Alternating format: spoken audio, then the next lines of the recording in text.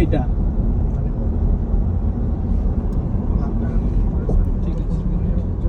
এই বললাম এই আইটিসি তে আমার দাদা কাজ করেছে জানো ভাই। হ্যাঁ সিকিউরিটি গার্ডের কাছে তখন তো ওই হ্যাঁ তখন তো কি সুন্দর লাগছে না বন্ধ করে দিয়েছে লাইট, এখন সব গ্যাস ঢুকে গেছে না, বন্ধ করে দেবে। কিন্তু এখানে খাবার দাবারের সিস্টেম সেই ভাই যারা কাজ করে সেই খাবার দাবার দেয় তাদের, ফরেনার বেশি থাকে এখানে। বিশাল খাওয়া দাওয়া।